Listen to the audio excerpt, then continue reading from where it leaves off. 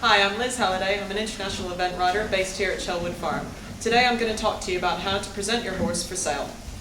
Now this horse, I've got buyers coming to have a look at him in a minute, so I've made a big effort to make the horse very clean and tidy. I've pulled the mane, pulled the tail as well. We've given him a good trim up. He's had hoof oil put on, a nice fleece rug, and we've tied him up with a nice head collar, just so that the horse is well presented and stays tidy for the buyers to come. I like to give my horse a hay net as well, just so he's comfortable and happy in the box. It's also quite important to then let your horse off of his lead so that he can wander around the box. You can show people that he's an easy horse to work with, that he's a polite horse. All those things are very important.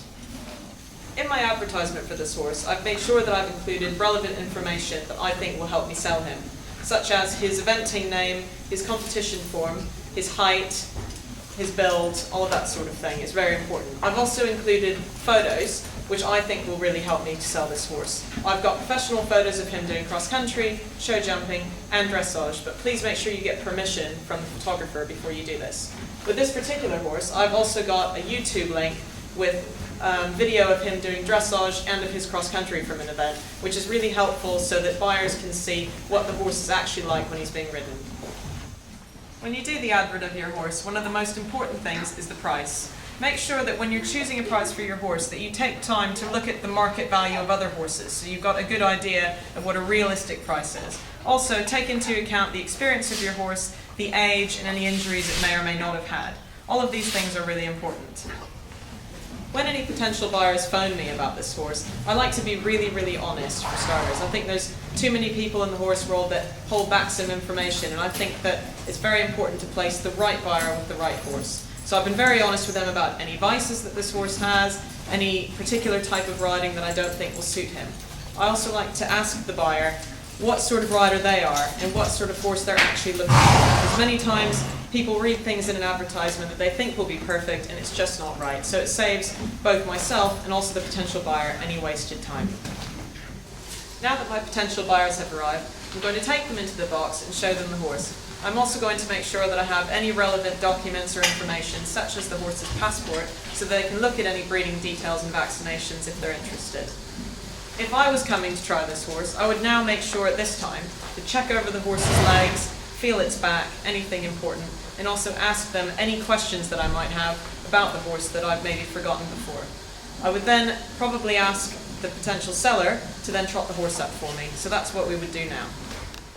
When you go to view a horse, I always would like to recommend that you bring a trainer with you or somebody who you really trust the opinion of. It's also a great idea to bring a video camera so that you can watch back that horse and yourself on it when you get home that night. I've asked to see the horse trot up, and I'd first like to see him in walk. We'll then watch him trot away from us and trot back. This is important just to make sure that the horse has level paces and that he's sound, and just to get an idea of how he moves in general.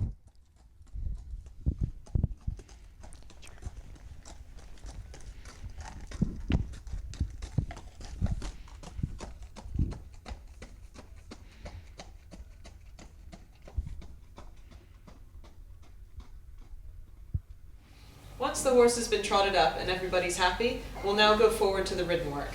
I like to have my horse tacked up with a nice white numna, clean boots, just so that everything's looking smart. Now this is an event horse, so I ideally would tack him up with jump tack on. So he's got a jumping saddle on his breastplate, show jumping boots, which are nice competition boots, and I've also gone ahead and put his jumping bridle on and his jumping bit. Now I do think it is important to make sure that you ask the potential buyer if they are happy to ride the horse in its jumping bit and its tack. Most people are fine with that, but it's worth asking first. When I show my horse to potential buyers, I like to make sure that I bring out all of his good points and anything that the horse does particularly well. It's also important to try and put your horse in an outline as much as you can, even though that's perhaps not how you would warm your horse up normally. Keeping in mind you need to show the best points of your horse and save some energy for the person to ride it.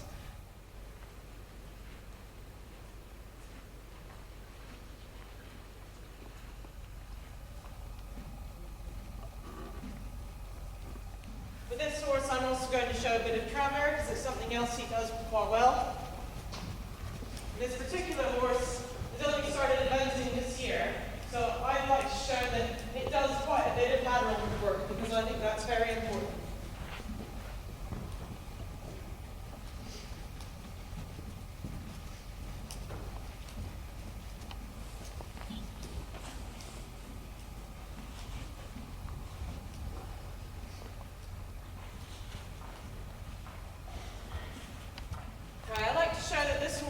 some lateral work. So I'll show a bit of shoulder in.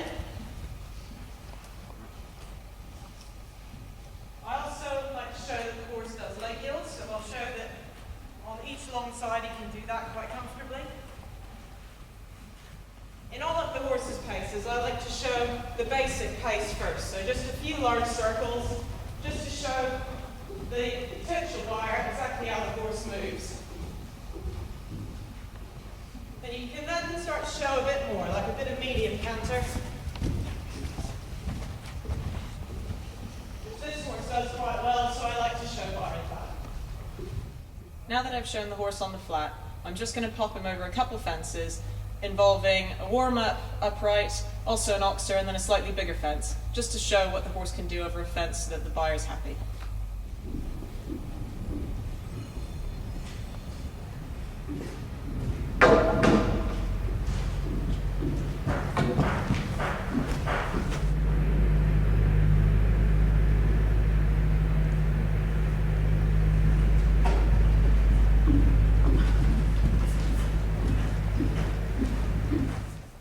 Now that I've shown the horse on the flat and over a few fences, I would then get off and offer him to the potential buyer. Now, as a buyer yourself, make sure that you then get on the horse and try everything that you feel is important in the new horse for you, similar to what I've just done with him. Depending what discipline you're buying the horse for, this is now a great opportunity to ask to do anything like hack the horse down the lane, or maybe have a gallop, or even pop a couple cross-country fences. Even though this is entirely up to the seller, I recommend that you ask. I hope that you found this guide to buying and selling your horse helpful, and thank you very much.